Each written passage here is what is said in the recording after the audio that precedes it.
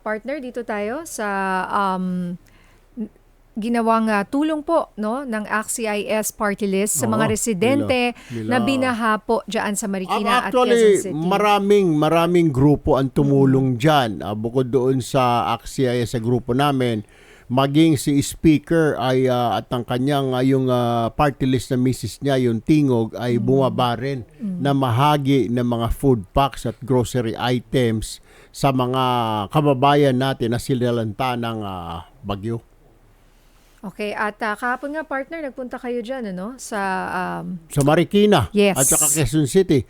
At nung kasagsaga nung pag-ulan, yung simbahan, yung Christ the King Parish at saka seminary ay tumawag. At dahil malapit lang dito yung evacuation center ng kanilang parokya, sabi wala pong makain yung mga evacuees kung baka pwede. So, nag-grocery yung mga tao natin at pinadala doon. At ang repack na lang ay mga seminarista at saka yung mga lay minister. Thank you! Okay, so narito po at panoorin natin ito.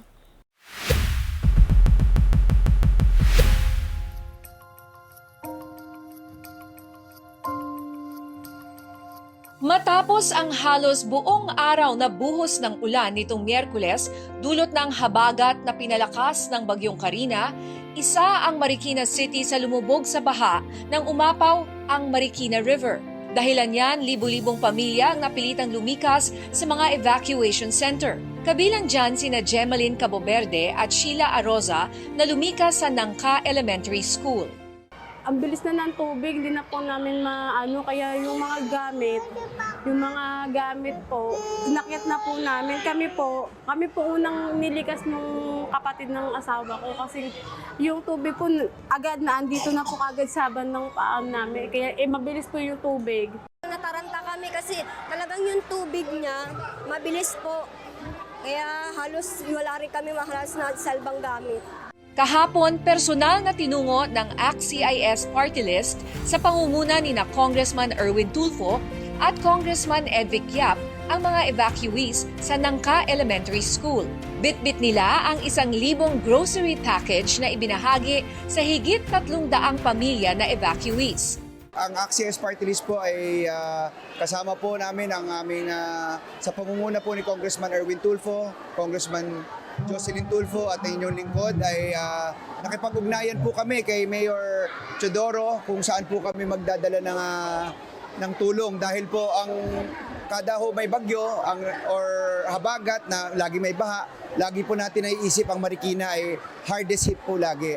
Maraming salamat po, malaking tulong po to para sa amin, lalo-lalo na sa amin, may mga anak kami. Napaka-bless po talaga ng apo. At kami po ang unang naisipang iano nila Kong Erwin at Kong Edith. Maraming salamat po, ACT-CIS parties po. Salamat po.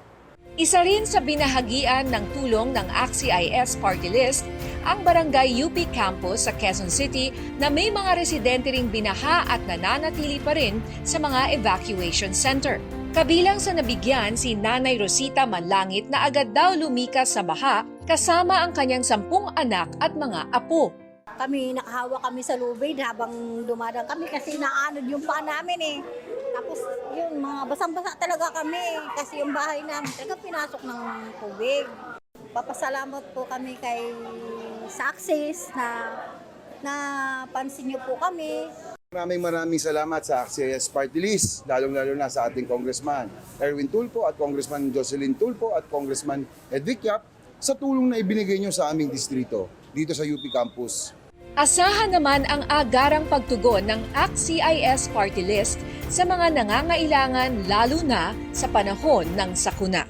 Tuloy-tuloy din po ang aming pagtulong, hindi lang po dahil may ganitong baha, kahit wala hong baha at lahat po ng mga taong mga nangangailangan po ng tulong ay maaari pong pumunta sa aming action center sa Mother Ignacia po.